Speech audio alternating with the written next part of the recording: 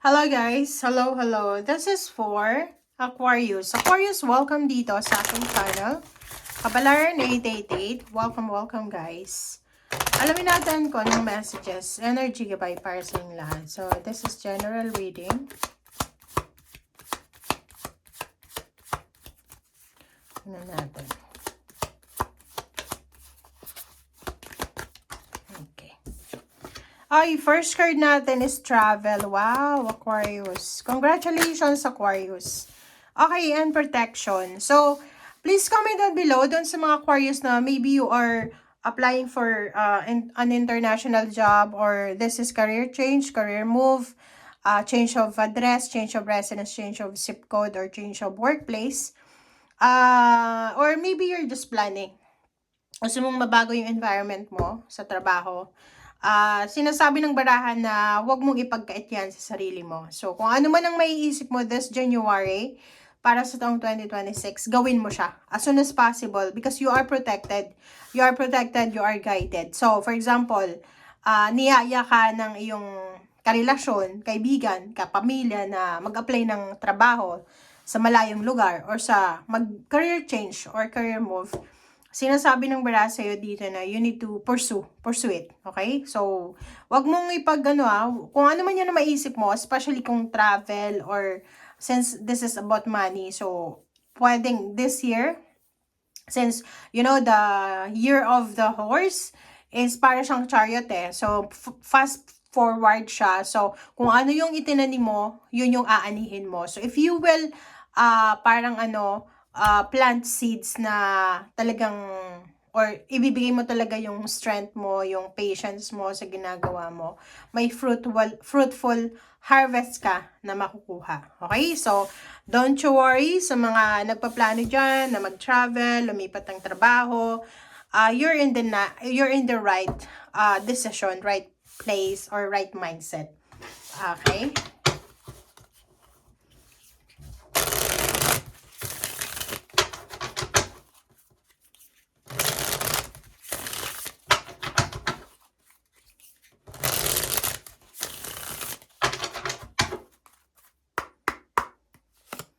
Alright, so first card natin is Knight of Wands. Second is Queen of Cups. So, there's an exciting news, an exciting offer, or an exciting or motivating offer from water sign, Pisces, Scorpio, and Cancer.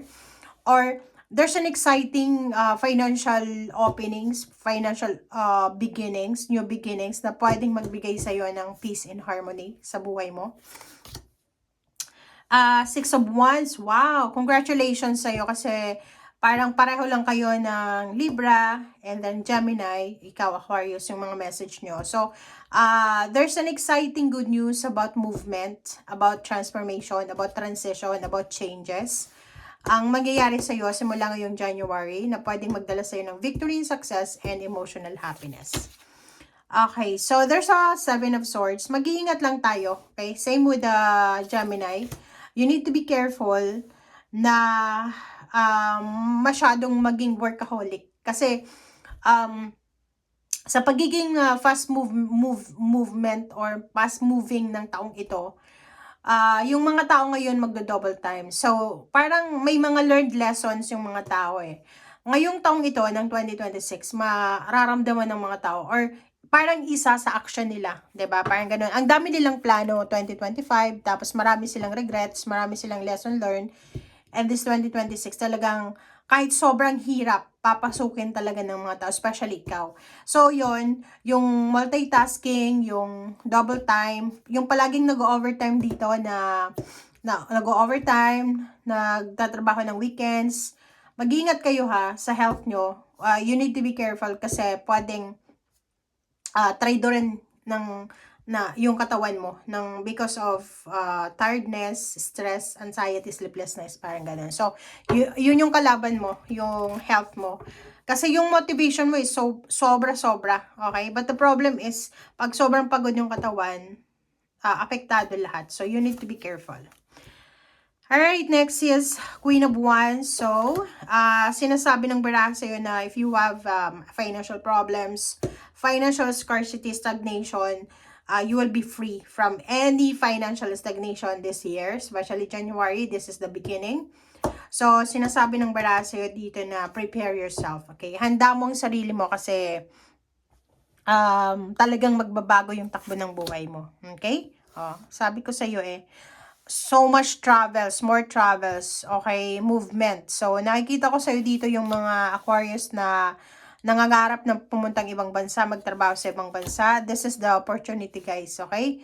Huwag nang magdalawang isip pa. Kung ano yung maiisip mo, go for it, okay? Kasi itong taong ito, this is a one-time opportunity. One-time, big-time opportunity para sa lahat na gawin. Maging tayo, courageous tayo, maging consistent tayo sa plano natin. Itong Knight of Pentacles, this is a job offer, job opening, parang ganun. So, you need to careful sa mga papasukin nyo. Magician and Wheel of Fortune, this is Major Arcana. So, sinasabi ng barahan na there's some magic happenings this month. Talagang magbabago, guys. Parang siya, 360 degrees na pagbabago sa buhay mo, financial, na pwedeng magdala sa'yo ng celebration. So, mahanap mo, especially this 2026, mahanap mo yung milagro, mahanap mo yung changes na minamanifest mo, yung happiness, yung celebration, yung peace and harmony regarding sa money. Kung bago ka lang sa trabaho, huwag kang matakot. You are protected sa trabahong yan, and siguro mag-a-adjust ka, but don't worry kasi makaka-adjust ka ng maayos. This is about future. So, congratulations din kasi in the near future, you will meet someone na pwedeng maging rason para makamit mo yung mga pangarap mo sa buhay. So, there's a good news coming na pwedeng magdala sa'yo ng job offer or anything. Okay, so this is 7 of Pentacles. This is money.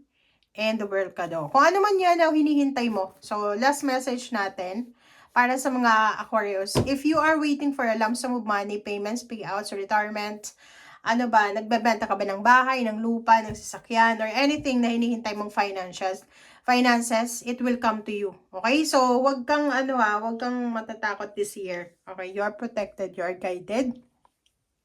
Ayun na nga. Mabilas yung takbo ngayon, so makipagsabayan ka. Kasi nasa iyo yung 6 of Wands, so ibig sabihin, yung success talaga, naka-destiny yun na ibigay sa'yo. Pero kung hindi naman tayo kikilos, walang mangyayari. So, kailangan natin, simula ngayon January, ng sipag, tiyaga, okay? And motivation. Kasi sobrang maganda ang takbo ng baraha mo and yung mga air signs ngayon, sobrang ganda. Sobrang ganda. Gemini, Libra, and Aquarius. Thank you, guys. Bye!